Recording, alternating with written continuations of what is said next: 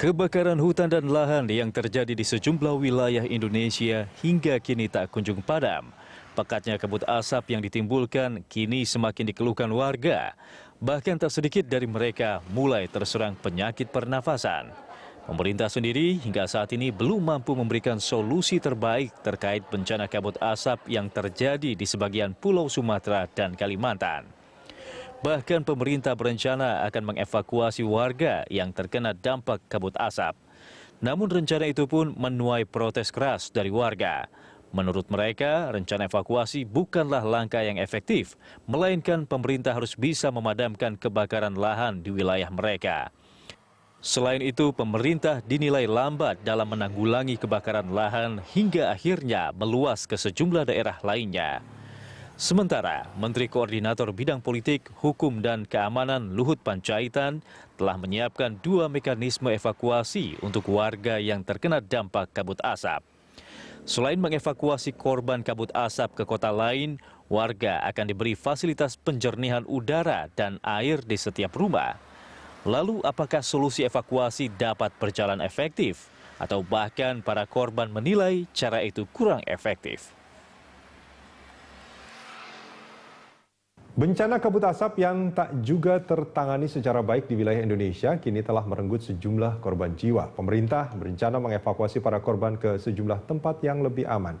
Untuk membahas hal ini sudah hadir di studio Manajer Kebijakan dan Pembelaan Hukum Walhi, Muhnur Satyaha Prabu. Dan kami juga mengundang Anda untuk berpendapat atau memberikan komentar lewat SMS ke nomor 0811-833-5551 atau melalui pesawat telepon di nomor 021-52900-308 atau 021-52900-311. Saya langsung ke Mas Muhnur. Mas, ini kalau kita bicara soal kabut asap yang terjadi di Sumatera dan Kalimantan dan sudah ada di Sulawesi juga dan Papua kalau saya tidak salah. Ya, Papua, Merauke. Nah, paling tidak untuk di Sumatera dan Kalimantan ini pertanyaan yang paling gampang, apakah manusia atau orang normal ini masih bisa hidup beraktivitas dengan normal di sana?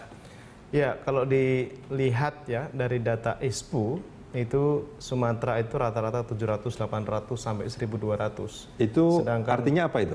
Itu indeks di atas berbahaya yang ditetapkan sama Kementerian Lingkungan Hidup, dan 350 itu sudah berbahaya. 350 sudah berbahaya, ini 700 berarti sudah 2 kali lipat, berarti sangat berbahaya. 3 kali lipat, dan 3 kali bahkan lipat. di Kalimantan itu sampai lebih dari 3.000. Iya. Artinya kalau melihat standar normalnya dalam keputusan pemerintah ini jelas sangat berbahaya, dan orang, ya manusia tidak akan mampu bertahan lama untuk hidup di tengah-tengah lingkungan yang seperti itu. Artinya keputusan pemerintah untuk mengevakuasi warga itu sudah seharusnya.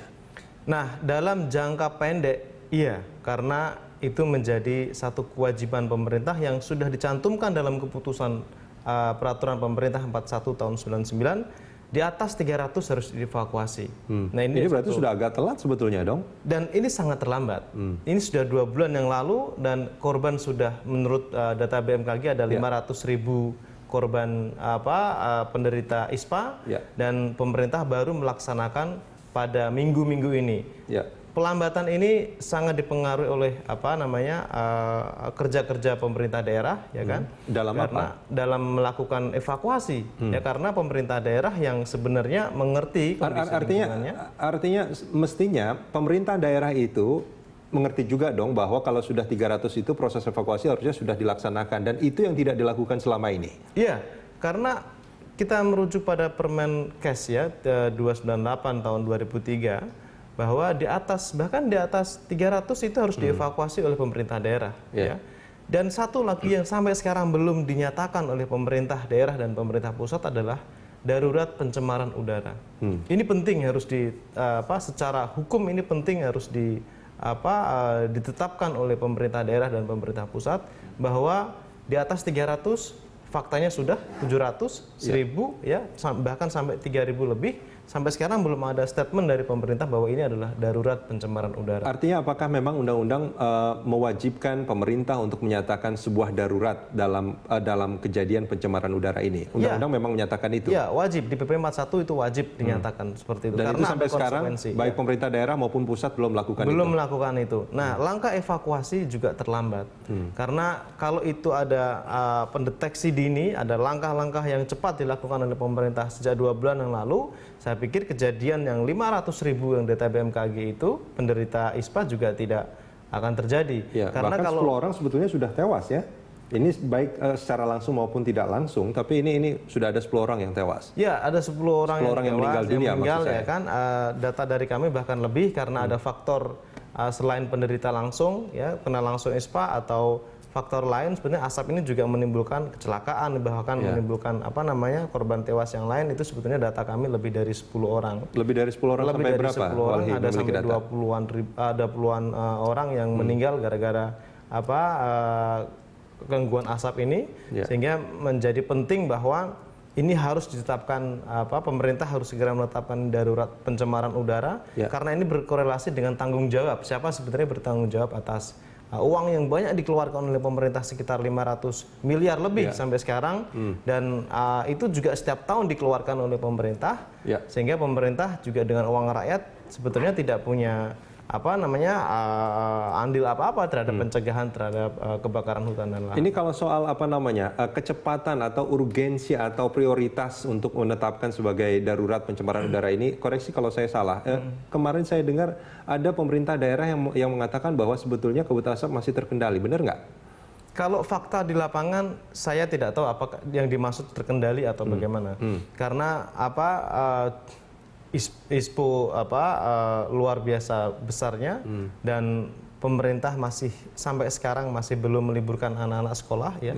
Di Jambi dan di Sumatera Selatan itu masih sekolah, padahal ISPO-nya bisa sampai 700-800 dan itu sangat berbahaya buat anak-anak, dan sampai sekarang tidak ada statement untuk meliburkan mereka. Bahkan sampai sekarang TK masih sekolah juga, dilarang orang tuanya juga masih juga sekolah. Yang kedua soal lokasi-lokasi kebakaran sangat dekat dengan kebun-kebun masyarakat. Bahkan kemarin saya ke Jambi dan ke Sumatera Selatan, mereka mengeluhkan banyaknya lahan perkebunan masyarakat yang juga ikut terbakar. Ini Mas Muhnur dari sana ya? Ya, saya dari lapangan ya. Saya ikut terbakar, rembetan dari lahan-lahan perkebunan punya perusahaan, dan ini menjadi satu tanda bahwa memang masyarakat saat ini sedang siaga juga untuk menjaga lingkungannya. Nah ini sebelum dilanjutkan Mas Muhnur, ini ada satu telepon dari Cibubur, Pak Anto. Selamat pagi Pak Anto. Pagi. Ya. Selamat pagi Pak Anto. Ya, selamat pagi. Silakan Pak Anto, tanggapannya soal tema kita kali ini. Ini terus terang aja, saya juga agak geram ya. Masalahnya ini contoh asap ya. Saya ingat sekali kalau waktu zaman saya keliling ke petani-petani mengadakan penyuluhan itu, waktu itu pernah ada satu wabah serangan hama tikus ya. Nah, jadi waktu serangan hama tikus itu, para penyuluh ini menyarankan ke petani bahwa... Silakan Pak, terus. Halo Pak Anto. Ya, terputus sayang sekali. Ya, kita masih belum dapat poinnya ya. Kita masih menunggu nanti penelpon lainnya. Ya, Mas Muhnur, tadi Anda mengatakan bahwa ini kondisi real yang Mas Muhnur lihat sendiri secara langsung di lapangan. Waktu itu berkunjung ke Sumatera Selatan dan Jambi ya. Itu seperti apa sebetulnya kondisinya? Ya, kalau situasi di sana memang saya berstatement itu cukup mengerikan ya, karena jarak pandang juga sangat dekat ya, udara sudah menguning. Ya. Ya, Udara menguning ya? Ya, situasi Ini cukup mengerikan atau mengerikan? Artinya pertanyaannya gini lah, kalau Mas Muhnur itu harus tinggal di sana mau atau tidak? Oh, saya 2 hari udah bengek, Pak. Saya sudah batuk, saya 2 hari di Sumsel, saya sudah batuk. Dan bisa dibayangkan bagi mereka yang hidup berhari-hari bahkan berbulan-bulan Berhari-hari dengan itu. dan anak-anak dan ibu-ibu hamil itu tinggal di sana, ya, dan tidak ada fasilitas apapun, bahkan sampai sekarang. Maksudnya tidak ada fasilitas apapun bagaimana? Ya, bahkan sampai sekarang di kampung-kampung juga kesusahan masker, Pak ya. Ini kan kalau kita lihat berita kan ini ada relawan bagi-bagi masker segala macam, itu sebetulnya belum Iya, cover. itu ada di perkotaan-perkotaan memang ada bagi-bagi masker. Tapi banyak sekali di desa-desa. Yang kemarin saya juga ketemu dengan masyarakat di desa Ogan Komering Ilir, dia tidak terbagian masker. Padahal lokasi kebakaran itu justru lebih dekat ke mereka. Dekat dengan mereka karena dekat dengan perkebunan perusahaan. Bahkan saya ke Jambi kemarin ke satu kabupaten ya yang 3-4 jam dari Jambi, mereka mengatakan sampai sekarang nggak ada masker dari pemerintah, nggak ada satupun bantuan. Tidak ada satupun bantuan dari pemerintah yang sampai ke baik pusat, daerah maupun dari BNPB. Kampung-kampung mereka. Ya, makanya itu menjadi catatan bahwa ternyata bantuan-bantuan itu juga bahkan masker saja pun tidak sampai kepada tingkat-tingkat RT. Mas Muhnur, sebelum dilanjutkan, ini ada satu penelpon lagi dari Makassar, Pak Abdul Sahid. Selamat pagi, Pak Abdul Sahid. Ya, selamat pagi. Assalamualaikum. Waalaikumsalam. Silakan tanggapannya soal tema kita kali ini. Ya, Assalamualaikum warahmatullahi wabarakatuh. Waalaikumsalam. Silakan. Saya dari Makassar, Pak Abdullah Sahib. Abdullah Sahib. Ya. Ya, begini Pak. Mengenai kebakaran yang terjadi di Sumatera dan Kalimantan itu adalah penyebabnya dari perusahaan kelapa sawit yang tidak mau mengeluarkan biaya besar untuk membersihkan lahan-lahan mereka. Sehingga apa yang terjadi? Seluruh kawasan di Sumatera, perkebunan kelapa sawit terbakar. Di Kalimantan, kerugiannya sangat besar. Penerbangan seluruh Indonesia terganggu, masyarakat terganggu, banyak penyakit yang terserang ispa. Jadi di mana tanggung jawab perusahaan semua? Kalau menurut Pak Abdullah, apa yang harus dilakukan oleh pemerintah pusat dan daerah, Pak? Terutama di pemerintah daerah ya. Pemerintah daerah jangan berpangku tangan, seluruh Indonesia jangan berpangku tangan. Ya, ini persoalannya sering kalau ada kebakaran sering disalahkan pemerintah pusat. Baik.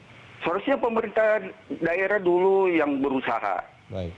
Artinya pemerintah daerah dulu itulah yang harusnya menjadi pionir yang. Iya, itu kan tanggung jawab mereka. Ini kan sudah otonomi daerah. Baik. Tanggung jawab mereka itu di mana? Baik. Pemerintah daerah di mana? Baik. Pak Abdullah Sahih, terima kasih Pak. Poinnya sudah kami dapatkan. Intinya adalah bahwa penyebab kebakaran lahan ini kebanyakan memang perusahaan, tapi nanti bisa dikoreksi, bisa dikonfirmasi oleh Mas Muhnur. Terima kasih banyak sudah bersama kami. Mas Muhnur, ini menarik sebetulnya. Ini karena memang pemberitaan juga yang terjadi di media sebetulnya menimbulkan opini di publik seperti itu. Tapi apakah ini memang betul yang terjadi demikian? 2 minggu yang lalu Walhi sudah merilis sebetulnya di mana titik-titik api yang beredar dan itu hampir setiap tahun. Ya. 71% ya itu ada di wilayah-wilayah konsesi, wilayah-wilayah yang berizin. 71% di wilayah konsesi. Artinya ini merupakan tanggung jawab perusahaan. Nah, ada satu fakta juga, satu orang memiliki 1,9 juta hektar. Ini perusahaan atau? Satu orang, perusahaan. Ya. Oke, perusahaan ya. Itu hanya di hutan tanaman industri. Kalau dia gabung dengan perkebunan sawit, dia mempunyai sekitar 3,2 juta hektar. Bayangin saja satu orang. Ya.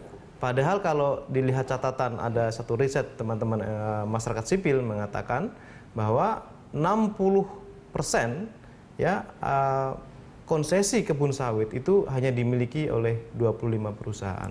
Oke. Nah, ini sebetulnya satu fakta yang harus bisa dilihat di mana sebenarnya titik kerawanan soal lingkungan ya. Oke. Nah, padahal yang kita lihat hampir 71% itu titik api di lahan-lahan sawit dan di lahan-lahan HTI. Oke, Mas Muhnur, sebelum kita lanjutkan, kita jeda sebentar. Kita akan lanjutkan ini di segmen berikut. Pemirsa,